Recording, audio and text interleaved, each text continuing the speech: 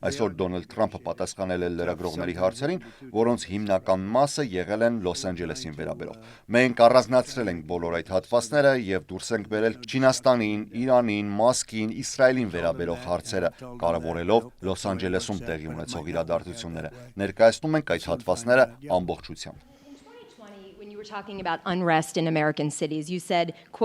Դուք նախկինում խոսել եք ամերիկյան քաղաքներում անկարգությունների մասին եւ ասել. մենք պետք է առաջնորդվենք օրենքներով եւ չենք կարող ազգային գվարդիա կանչել, եթե նահանգապետը դա չի խնդրել։ Ինչ է փոխվել հիմա եւ ինչու այս իրավիճակում չխորհրդակցեցիք նահանգապետ Նյուսոմի հետ։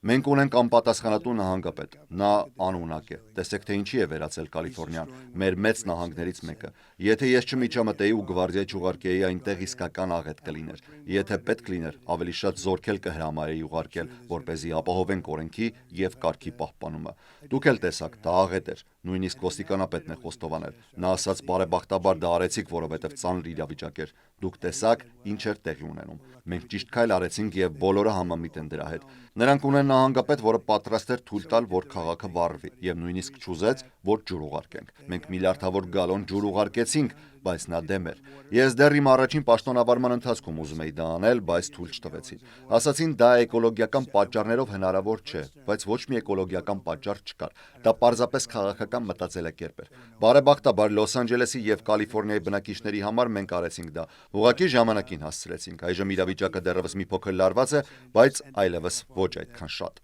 Դուք չեք բացառել հավանականությունը, որ Գևին Նյուսոմը կարող է ձերբակալվել։ Նա ինչ հանցանք է կատարել։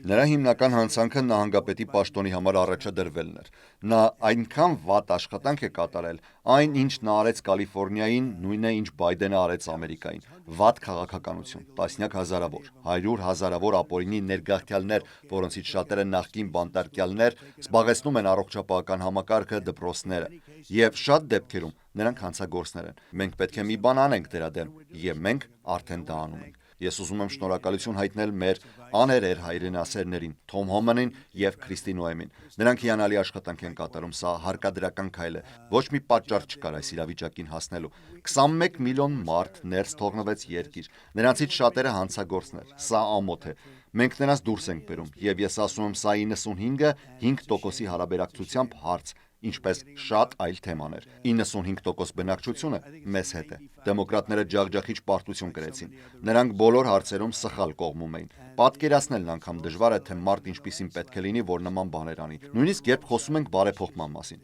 Նրանք ուզում են կառուցել գնացք Սան Ֆրանցիսկոից մինչև Լոս Անջելես, որը $100 միլիարդ ավելին է արժանալու, քան ծրագրել էին։ Անհավատալի է։ Բրեդին եւ այս սրահում նստած մյուսներին հարցնում եմ. կվստահեք մի ծրագիր, որ պետք է արժանա X, բայց իրականում կարժենա 100 անգամ X։ Այդ գումարով կարելի էր 50 միլիոն ամերիկացի երեխայի համար ամեն ինչ ապահովել, իսկ դրա փոխարեն ունենք 3 մղոն երկաթգիծ, որը երբեք չկառուցվեց։ Թվում է, թե Գևին Նյուսոմին դուր է գալիս այն ուշադրությունը, որը ստանում է ձեզանից։ Ճիշտ է, թվում է, թե նա հաճույքով է դա ընդունում։ Եթե նայենք վերջին պատմությանը, նախագահական տեխնացուի մասով, դուք, որ մեղադրանքներ էիք կրում, նույնիսկ ձերբակալվել էիք, դա քաղաքական առումով ձեզ նույնիսկ օգուտ է տվել։ Դուք անհանգիստ չեք, որ Նյուսոմի հնարավոր ձերբակալության մասին խոսելը կարող է հակառակ ազդեցություն ունենալ ու օգնել նրան քաղաքական դաշտում։ Շատերը կարծում են, որ նա ուզում է նստել հենց այստեղ, իմ տեղում։ Իմ դեպքում դա որսորդություն էր։ Բոլորը գիտեին դրա մասին։ Ես կարողացա բացատրել ինչ է կատարվում ու հենց դրա շնորհիվ էլ հիմա այստեղ եմ։ Դա իսկական վհուկների որս էր, ինչը հիմա էլ ապացուցվում է։ Իսկ նրա դեպքում նայեք ինչ կատարվեց։ Հրդեհներից մինչև անիմաստ նախագծեր։ Տեսեք, թե ինչ գումարներ են ծախսվել գնացքների վրա Կալիֆոռնիայում եւ այս ամենի մեջ միգրանտների հոսք, որը փլուզում է մարդկանց կյանքը։ Ես չեմ կարծում, որ դա կօգնի իրեն։ Իրականում կարծում եմ, որ դա շատ վատ է լինելու իր համար։ The governor and the state attorney general said that they're going to sue you for sending the National Guard and they're saying Մենք հենց նոր այստեղ մտնելուց առաջ լսեցինք, որ նահանգապետն ու գլխավոր դատախազը Կալիֆոռնիայի հայտարարել են, թե պատրաստվում են դատի տալ ձեզ ազգային գվարդիան ուղարկելու որոշման համար, ասելով, որ ներխուժում կա, բայց ոչ ապստամբություն, եւ դուք արհեստականորեն խուճապ եւ ճգնաժամ եք ստեղծում քաղաքական նպատակներով, չարաշահելով նախագահի լիազորությունները։ Դուք նույն տեսանյութերն եք տեսել, ինչ ես։ Քաղաքում մեքենաներ էին այրվում, մարդիկ դուրս էին եկել փողոց, բայց մենք կանգնեցրեցինք դա եւ իրավիճակը շատ ավելի լավացրեցինք։ Չնայած դրան, այն դեռևս վատ է։ 3 տեսանյութեր են նայում ու մարդիկ ասում էին, սա շատ լուրջ խնդիր է։ Եթե մեկ չմիջամտեինք, այդ քաղաքը ամբողջովին կայրվեր, ինչպես տներ այրվեցին։ Երեկվա գիշերվա Լոս Անջելեսը լուրջ վտանգի մեջ էր եւ դուք դա գիտեք, եւ նաեւ դրանից առաջվա գիշերը ես զգացի, որ այլ երկ չունենք։ Ես չէի ուզում, որ կրկնվի այն, ինչ այս երկրում շատ անգամներ արդեն եղել է։ Ես նայեցի ինչպես էր Մինեապոլիսը այրվում, նայեք ինչ տեղի ունեցավ Կալիֆոռնիայի տարբեր հատվածներում, դիտեք ինչ կատարվեց Սան Դիեգոյում։ Շատ վայրեր թողել էին ուղակի այրվելու, որպեսզի քաղաքականապես ճիշտ լինեն, որպեսզի հանցագործների հանդեպ հասկացող գտնվեն, բայց այդպես մենք կործանում ենք մեր հասարակության կառուցվածքը։ Ոչ, մենք ճիշտ բան արեցինք, եւ շատ մարդիկ, որոնցից ամենաքիչը կսպասեի, մոտեցան ու ասացին. «Փառք Աստծո, որ Թրամփը միջամտեց»։ Եվ ես երջանիկ եմ, որ միջամտեցի, կարծում եմ նույնիսկ Գևինը իր ձևով հավանաբար ուրախ է, որ միջամտեցի։ I'm very happy I got involved, and I think Gavin, in his own way, is probably happy I got involved. Yeah, go ahead, Peter. What do you make of the fact that he says you want a civil war on the streets of Ինչ կասեք այն մասին, որ նա ձեզ մեղադրում է քաղաքացիական պատերազմ հրահարելու մեջ։ Քաղաքացիական պատերազմը իսկապես տեղի կունենա, եթե դթողնենք նման մարդկանց, ինչպիսին նա է։ Ես նրան համակրում եի։ Գիտեք, ես միշտ լավ հարաբերությունների մեջ եմ եղել նրա հետ եւ երբեք խնդիր չեմ ունեցել, բայց նա խիստ անօնակ է։ Երեք ուշ դուք True Social-ում գրեցիք, որ Լոս Անջելեսի ցույցերի մասնակիցները ապստամբներ են։ Արդյոք դուք այդ ցույցերը համարում եք իսկական ապստամբություն։ Ես չէի անվանի դա բացահայտ ապստամբություն, բայց դա կարող էր վերածվել ապստամբության։ Դա լուրջ իրավիճակ էր եւ շատ վնաս հասցվեց։ Ես ուշադիր հետևում էի։ Ազգային գվարդիան հիանալի աշխատանք կատարեց։ Իդեպ ոստիկանությունը նույնպես շատ ջանասիրաբար էր աշխատում, բայց նրանց հանձնարարել էին գործել քաղաքականապես ճիշտ լինելու սկզբունքով։ Ես ասացի՝ ոչ, դուք պարտավոր չեք լինել քաղաքականապես ճիշտ, պարզապես կատարեք ձեր գործը։ Պարոն նախագահ, առաջիկայում մեծ գեղեցիկ շքերթ ունեք։ Այո, կունենանք։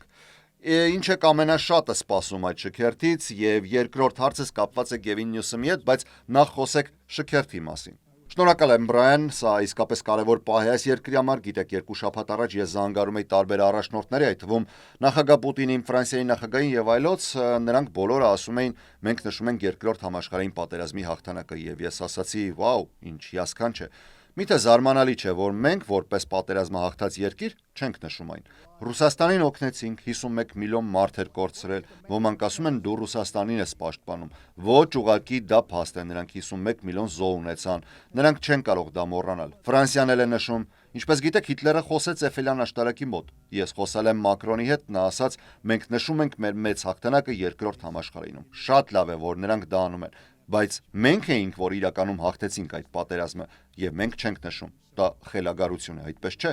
Ժամանակն է, որ մենք էլ նշենք։ Մենք բազմաթիվ հաղթանակներ ենք ունեցել, հաղթել ենք 2 համաշխարհային պատերազմում, բայց մենք նույնիսկ փոխել ենք շատ անուններ, որտեղ այդ հաղթանակները գրանցվել են, որպեսզի քաղաքականապես ճիշտ լինենք։ Օրինակ Ֆորտ Ռոբերտ Լին, Ֆորտ Բրագը, մենք կորցրեցինք այդ անունները։ Բայց հիմա մենք դրանք վերադարձնում ենք, եթե ուշադրություն եք դարձրել։ Սա հիանալի ժամանակ է մեր բանակի տոնակատարությունը նշելու համար։ Բանակ, որը մեծ մասամբ մենք ենք կառուցել։ Այո, մենք մի քիչ պակաս զինամթերք ունենք, որովհետև այն շատ արագ դուրս է գնում դեպի այլ երկրներ, հատկապես մեկ երկիր։ Բայց մենք արագ վերականգնում ենք այն։ Մեր բանակը լավագույնն է աշխարհում։ Ոչ ոք չունի այն, ինչ մենք ունենք։ Մենք ունենք լավագույն տեխնոլոգիան, լավագույն զինտեխնիկան, եւ մենք դա ցույց տվեցինք ոչնչացնելով իսլամական պետությունը։ Մինչև մյուս գեներալներին կպահանջվեր 4 տարի այդ ամենը ավարտելու համար, մենք դա արեցինք 3 շաբաթում գեներալ Ռեյզին Քեյնի գլխավորությամբ, որն այժմ Միացյալ Նահանգների շտաբների պետերի նախագահն է։ Ես հենց նոր էի հանդիպել նրան։ Կարծում ժամանակն է, որ մենք տոնենք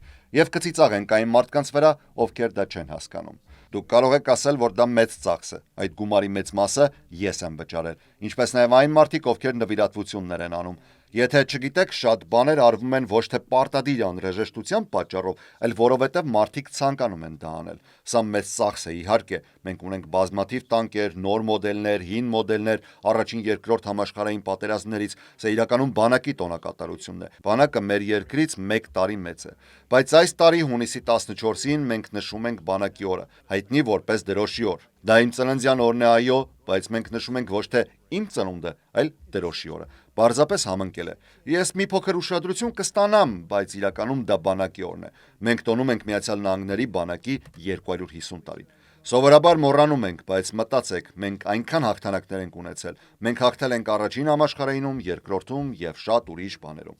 Հետո դարձանք քաղաքականապես ճիշտ։ Ես կարող եմ ասել միայն մեկ բան։ Ինձ ասում էին, իսլամական պետությանը կպահանջվի 4-ից 5 տարի ոչնչացնելու համար, բայց մենք դա արեցինք 3 շաբաթում։ Դուք տեսել եք այդ ամենը։ Մենք ունենք աշխարհում լավագույն բանակը, եւ եթե ճիշտ առաջնորդություն լինի, ոչ ոք չի կարող հաղթել մեզ։ Բայց եթե հիմար մարդիկ ղեկավարեն, ինչպես Աֆղանստանում էր, դա դառնում է ողբերգություն։ Աֆղանստանը պետք է հեշտ հաղթանակ լիներ, պատերազմ էր, բայց մենք այնպես կռվեցինք, որ չհաղթեցինք։ Աշխարհում չկա այդպիսի բան։ Ես կարծում եմ Աֆղանստանից դուրս բերումը մեր երկրի պատմության մեջ ամենատխուր ժամանակահատվածն էր։ Դա Բայդենի ձախողումն էր, վատ գեներալներով, ինչպես Միլին ու մյուսները։ Նրանք վատն են ու անունակ։ Ես ճանաչում եմ լավ ու եւ վատ գեներալների, եւ ես ազատվել եմ ու շարունակաբար ազատվում եմ վատերից։ Այժմ ժամանակն է տոնելու, ժամանակն է նշելու մեր հաջողությունները։ Հունիսի 14-ին մենք կունենանք մի շքերթ, որի նմանը դժվար թե նախկինում եղել է։ Դա կլինի աներևակայելի, շատ զորքեր, բանակային ինքնաթիռներ, որոնք թռչեն վերևով, տանկեր ամենուր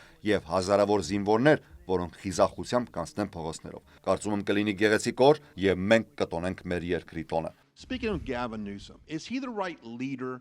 for California considering how massive... Դուք խոսեցիք առաջնորդության մասին, արագ հարց։ Գևին Նյուսոմը ճիշտ առաջնորդ է Կալիֆոռնիայի համար, հաշվի առնելով նահանգի տնտեսության մասշտաբը, ներդրումները, որոնք կատարվում են այնտեղ։ Նա արժանի է ղեկավարելու Կալիֆոռնիայի ապագան։